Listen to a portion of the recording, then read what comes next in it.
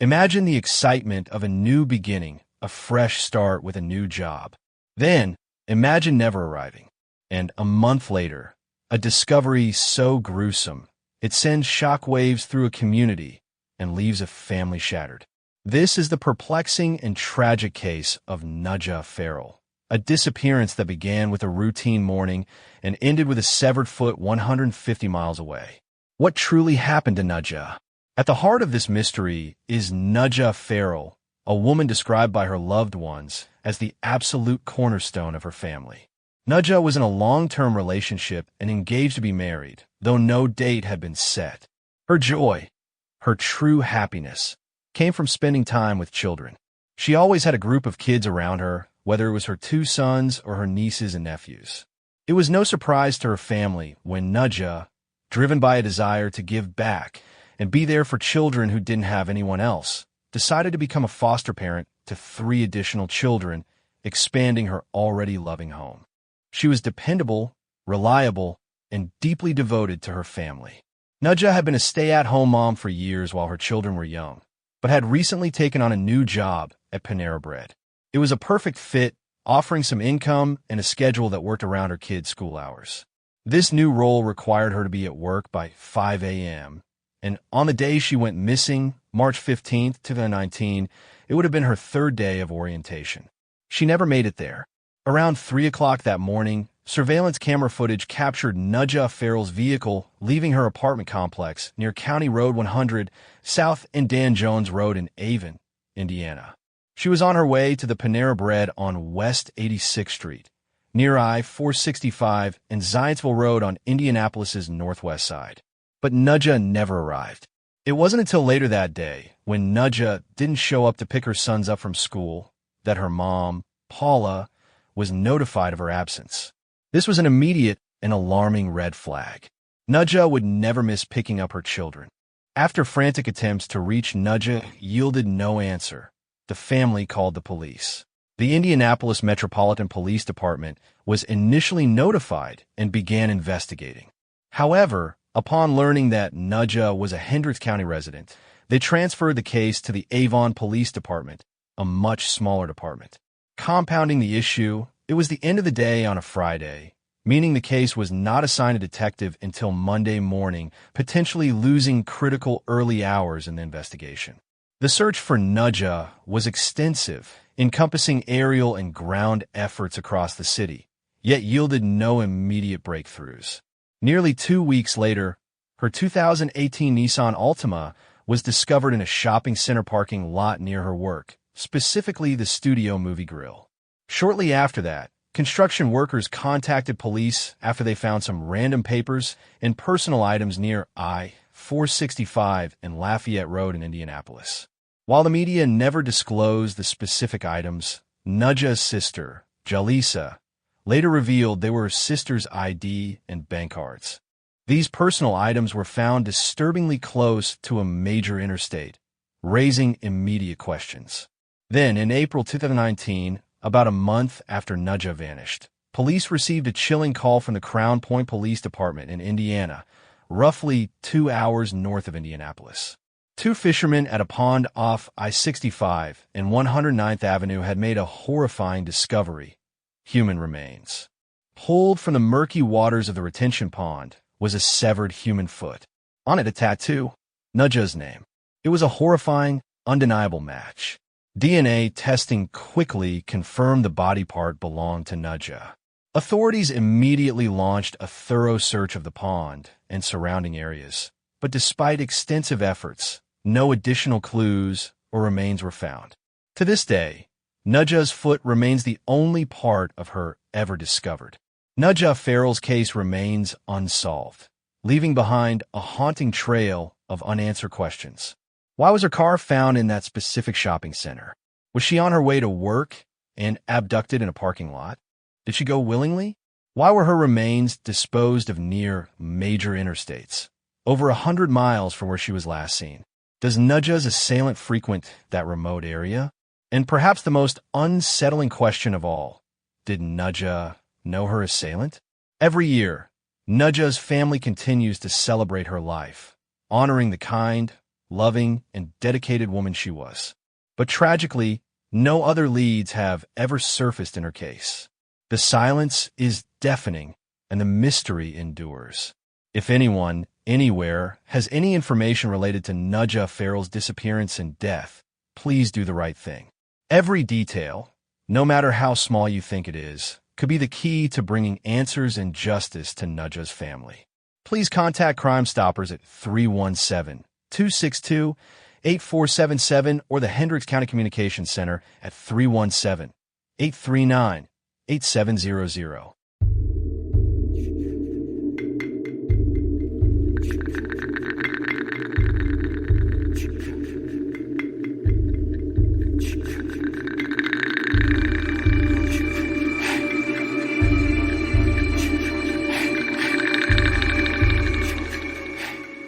Hey, this is Tony from the Cold Case Project, where we focus on unsolved cases across the United States. Our mission is to bring attention to these unresolved mysteries that need your help. All the information we cover in these cases is readily available on the internet, but we rewrite and repurpose it for the purpose of these videos. Our goal is to spread the word about the thousands of unsolved cold cases still out there. Thank you for watching.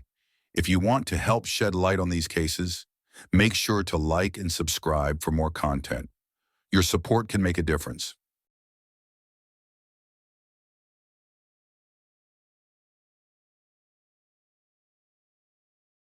On a chilly November night in 1978, 4 young lives were cut short in a horrifying act of violence. They were just closing up shop at a popular fast food restaurant when they were taken hostage, led to a remote field, and brutally murdered. For 46 years, this chilling case has remained unsolved. No arrests, no justice. This is the enduring mystery of the Burger Chef murders. The scene was a Burger Chef restaurant at 5725 Crawfordsville Road in Speedway, Indiana. On Friday, November 17, 1978, 4 young employees were working the closing shift. Burger Chef, for those who don't remember, was a popular American fast food chain, a rival to McDonald's in its heyday. At its peak in 1973, it boasted over 1,000 locations. That night, the 4 employees were Jane and Fried, 20, the assistant manager; Mark Flemings, 16, a cook; Daniel Davis, 16, also a cook; Ruth Ellen Sheltern, 19, all cashier. Let's get to know them a little. Jane Fried was a kind, gutsy girl, promoted to assistant manager at this very location just 3 months prior. She'd been a Girl Scout leader, and while she was said to be firmly against drinking, she dabbled in the good green. Interestingly, in the weeks leading up to her disappearance, Jane had 2 unsettling conversations. She told someone she'd give up the money immediately if she was ever robbed. And chillingly, she and Mark Flemings had discussed the recent Sirloin Stockade murders, where 6 restaurant employees were executed. Mark told her, "Don't worry, I'll protect you. I've been taking karate." Jane had also fired an employee about 2 weeks prior and had been receiving strange phone calls, including one asking what she was wearing, which she didn't take seriously. Mark Flemings, 16, was described as a cool kid, about 6 feet tall. His father had made him quit Burger Chef 2 months prior due to a relationship with a coworker, but he'd returned to work just 3 days before that Friday. On the night of November 17th, Mark and his sister India walked to their shifts. Mark was set to work from 4:30 p.m. to close. He'd actually taken this shift last minute from another girl, Ginger, after trying to get out of it. Later, Mark took a break, go to teen disco called Galaxy with his sister, returning to work around 8 p.m. Daniel "Danny" Davis, also 16, was more of a loner into photography, reading, and modeling airplanes. He was a member of the Civil Air Patrol and dreamed of joining the Air Force. Danny had called his parents around 9:45 p.m. that night, asking to stay late to earn more money for Christmas presents, as they were short-staffed. His parents agreed. This was the last time they ever spoke. Danny was also rumored to have told on coworkers for smoking marijuana in the back of the restaurant, possibly leading to Jane firing someone, though much of this is redacted in FBI reports. Finally, Ruth Ellen Shelton, 17, was a small, honor roll student. She had no boyfriend, no mental issues, and was known for being calm in tense situations. Ruth's mother dropped her off at work around 3:45 p.m. that day, planning to pick her up later that night. Ruth had previously had an issue with Jane, the assistant manager, who she felt made her do all the dirty work, but the problem was reportedly resolved.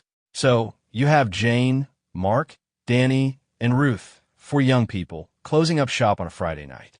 They were short-staffed. Another worker, who I'll call Paul, was scheduled to work but called Jane around 9:35 p.m., saying his car battery was dead. He called back at 11:30 p.m., saying it was fixed, and asked if he still needed to come in.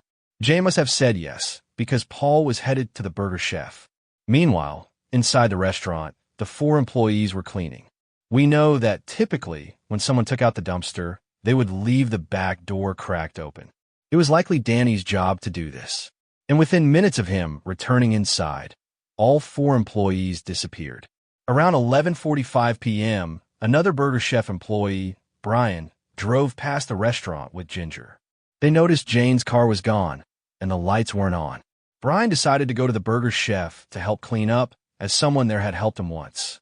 He went to the back door, found it cracked open, and immediately felt suspicious. He went inside and knew something was terribly wrong. Brian found the cash registers on the floor, empty except for coins. The restaurant's safes were open. Just minutes later, Paul, the employee who was supposed to be there, pulled up in his father's van.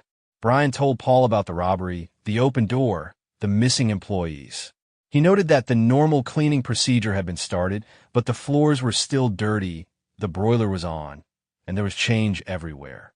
Both Jane's and Ruth's purses were found, with no sign of a struggle. Paul, strangely, said he wanted nothing to do with this and left. Brian then called their general manager, who told him to call the police. Within 15 minutes, the police arrived.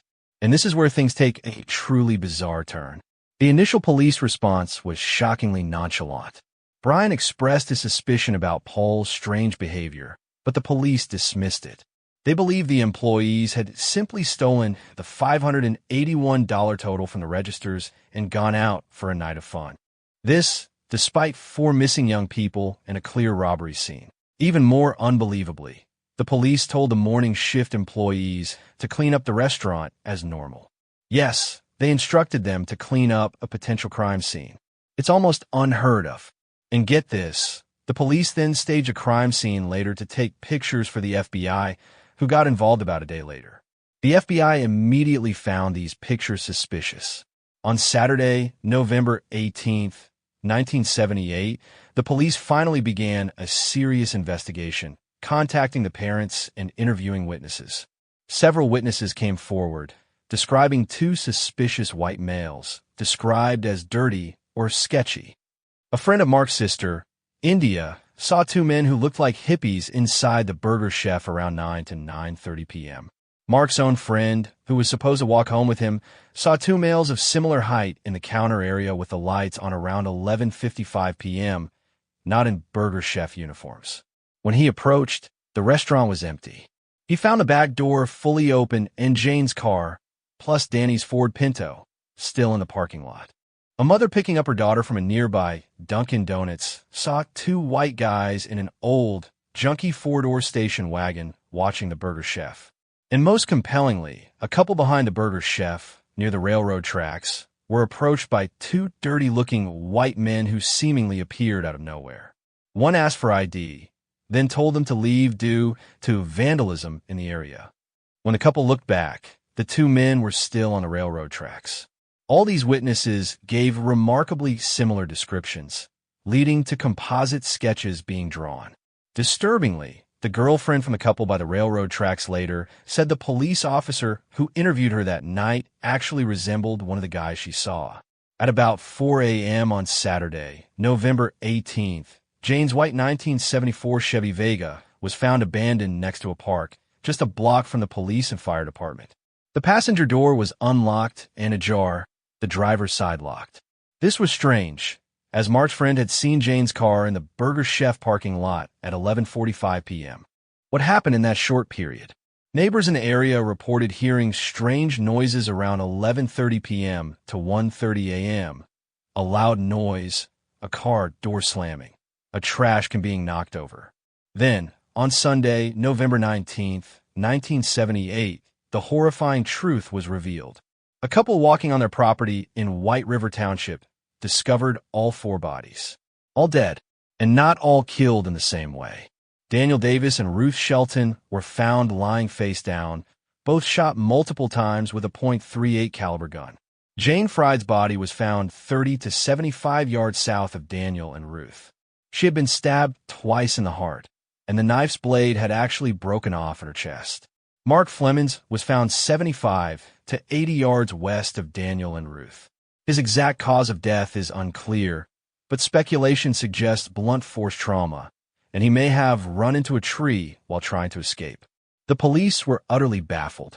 A reward of $25,000 was immediately put out for information. What followed was a confusing series of events, strange phone calls, and mysterious letters. On November 20th, Ruth Shelton's father began receiving harassing phone calls. On November 21st, an anonymous call to the police tips hotline implicated a person with the initials PH.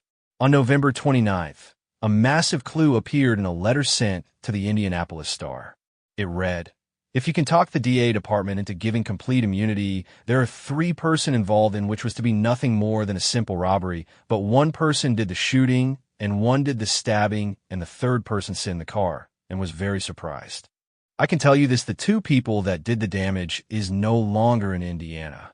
A second letter from the same person followed on December 5th, painting a more disturbing picture. The 3rd person was now scared of the killers and allegedly tried to stop them. Supposedly, while after the first child was shot, the 3rd person yelled "run" and got beat up for it. The letter expressed regret that Mark didn't die that way and hoped an inmate in Ohio might know one of the killers. On December 20th, a similar letter was sent to the Indiana Attorney General, explicitly naming the murderers and claiming the motive was jealousy, mentioning Jane and calling her Sweet Jane. This letter suggested the kids were murdered in a rental house and, shockingly, accused the FBI and police of a cover-up, claiming an investigator in the strike force set up the robbery and misguided everyone. This ties back to that initial witness who said a police officer resembled one of the sketchy men.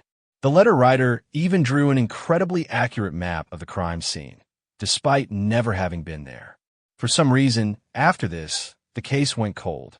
Then, on November 18th, 1980, a new, equally bizarre letter arrived at the FBI Regional Director's office, claiming to be from a survivor of the massacre. This individual claimed to be a mere customer who was forced to witness the killings, bound, and even forced to hold a gun while Jane was shot. The letter asked for immunity and a new life, claiming the murderers were paid to kill Jane. However, inconsistencies in this letter cast doubt on its authenticity. In 1981, more strange connections emerged. In late January, an investigation into a large cocaine dealing ring began, leading to the arrest of 3 people on March 5th, including James Fried, Jane's brother. He was initially looked at as a person of interest in the murders due to a direct link between the murders and narcotic dealers, but was ruled out about 6 days later. Crucially, when James was being looked at, police reports noted that Mark Flemings had been in fear for his life just a day before the murders. Apparently, he owed a drug pusher $7,000 and told a friend he was afraid he would be killed if he didn't pay. This massive detail, tying into a drug debt and Mark's death, seems to have been overlooked or dismissed as the years went on. Then, in May 1982, Kevin M. Flemings, Mark's older brother, was arrested and later pleaded guilty to conspiracy to commit murder, robbery, and conspiracy to commit robbery in the Christmas Eve murder of a drug dealer. He was sentenced to 25 years. The connection between Mark's alleged drug debt and his older brother's involvement in a drug-related murder is incredibly suspicious, yet no direct link has ever been made public in the Burger Chef case. The case of the Burger Chef murders remains one of Indiana's most infamous and heartbreaking cold cases.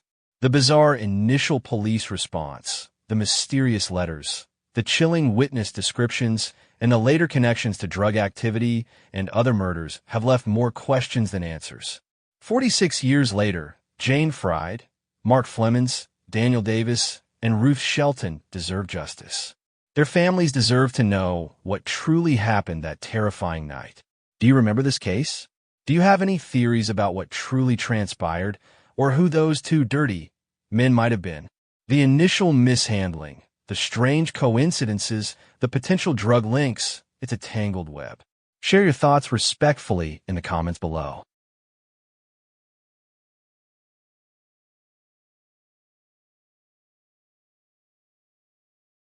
The promise of a new semester, the excitement of returning to college life.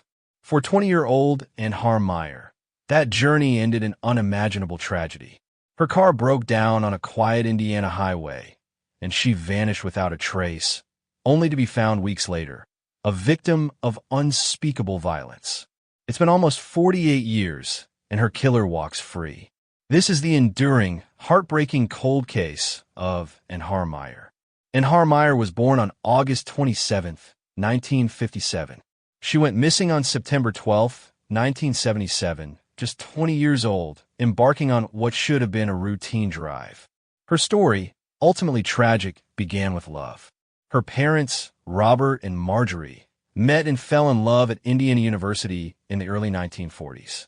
After World War II, they settled in Cambridge City, Indiana, a tight-knit community of about 2,400. Robert, a lawyer and teacher, and Marjorie, a music teacher, welcomed their daughter, and 4 years later. But tragedy struck early. Robert died of a brain tumor when and was only 4. Marjorie never remarried, pouring her entire life into raising and as a single mother.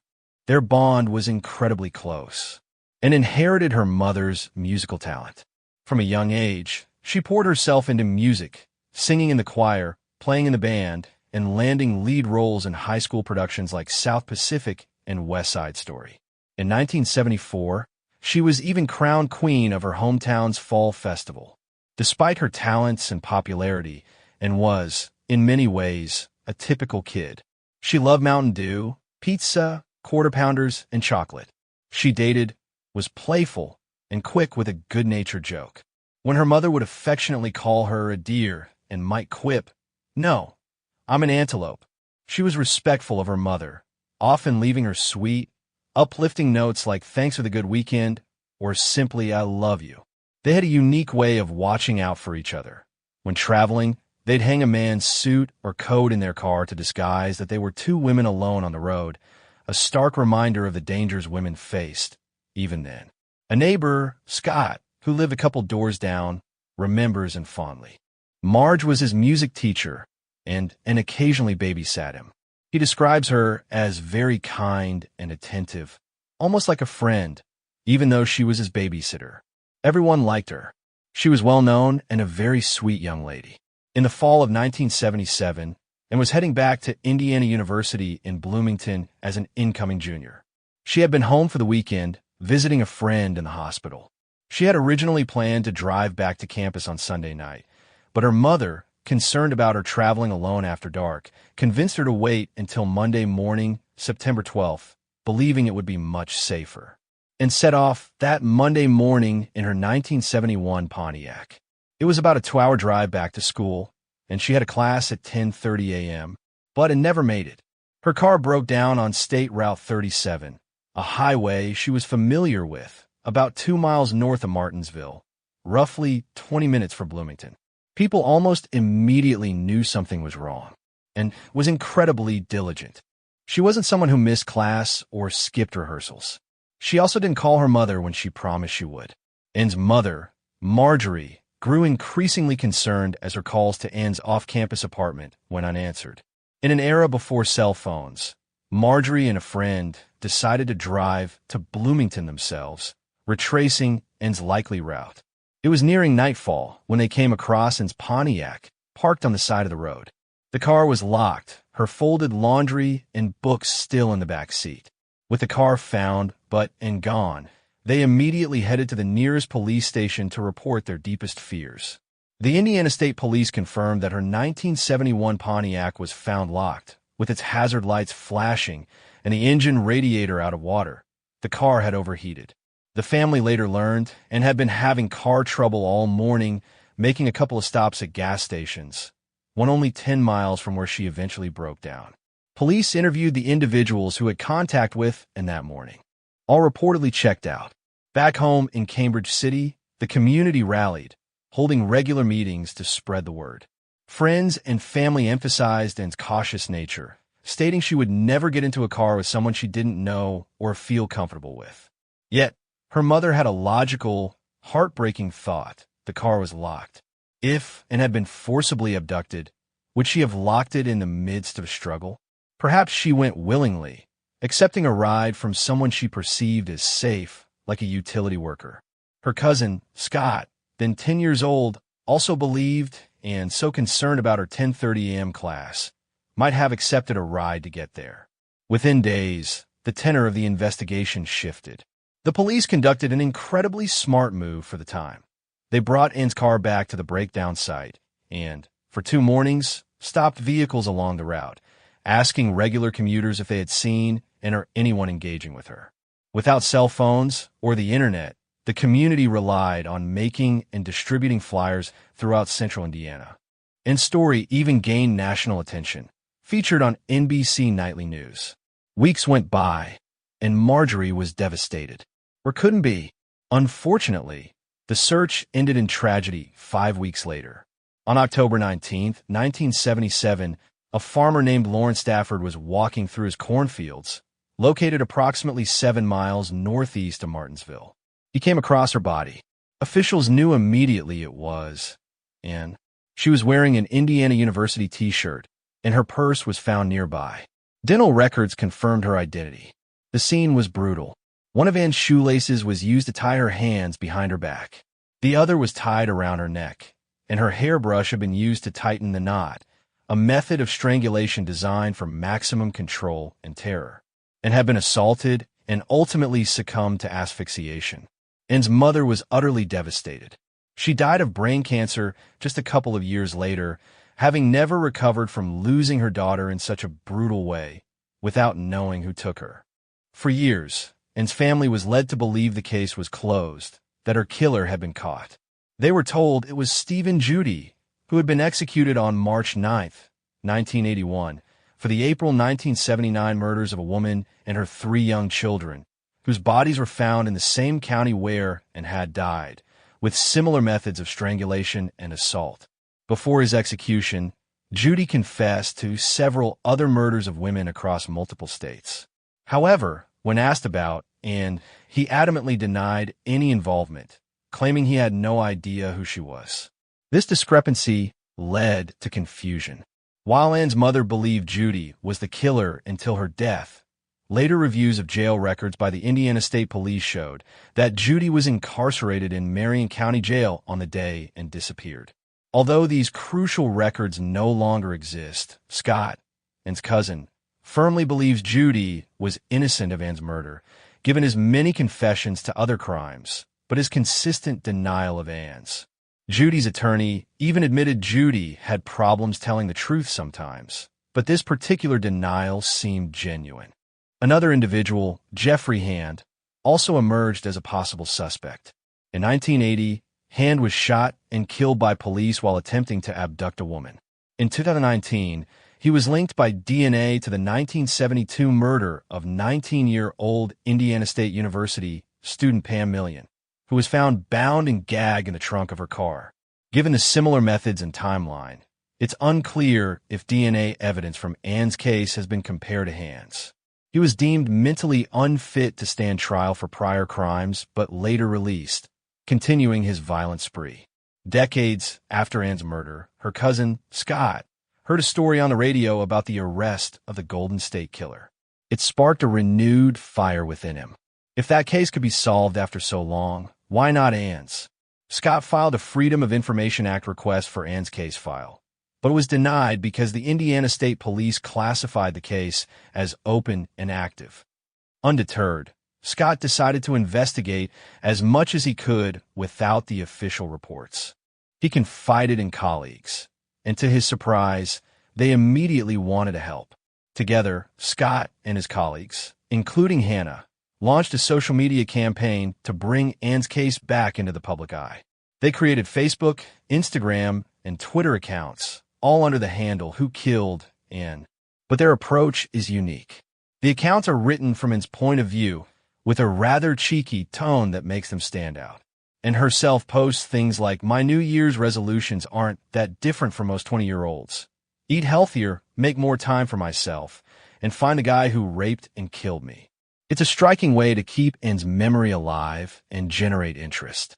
Scott confirmed that evidence was collected at the scene and has been DNA tested, though no matches have been found yet. He remains hopeful that new forensic advancements will one day provide a match. Their primary goal is to find Ann's killer. But through his work, Scott's mission has expanded. He's realized how many other victims, particularly women, in Indiana from the 70s and 80s, have unsolved cases. His ultimate dream is to raise funds to create a dedicated cold case unit in Indiana to solve these long-standing mysteries. And is just one of almost 100 unsolved cold cases listed on the Indiana State Police website. Scott believes and would have wanted to help others. The Ann Har Meyer case is a chilling reminder of the violence that plagued the 1970s and 80s and the devastating impact of unsolved crimes. True crime Reddit theories are many. Steve and Judy. Despite the jail records, the family's initial belief and his similar MO linger. Jeffrey Hand. His DNA linked to another ISU murder with a similar brutal method makes him a strong, if unconfirmed, possibility. A local offender. A crime of opportunity by someone living in Martinsville, perhaps an outstanding citizen who has never surfaced in the criminal system since. Ted Bundy. While mostly active on the West Coast, Bundy did travel. He was active between 1974 and 1978, and Ann's profile tragically fits his victim type. While DNA comparison might have ruled him out, his name often comes up in discussions of cases from this era. This case is tricky. The missing jail records for Judy, the potential for DNA comparisons with Hand, and the general lack of surveillance technology in 1977 complicate things immensely. What are your thoughts on this heartbreaking case? Do you have any theories about who might have been responsible, or what could break this case open after 47 years? Please, if you have any information related to Ann Har Meyer's murder, contact the Indiana State Police Cold Case Unit. Every detail matters. And please, consider checking out the Who Killed and social media pages. Follow them, share their posts, and help them spread awareness.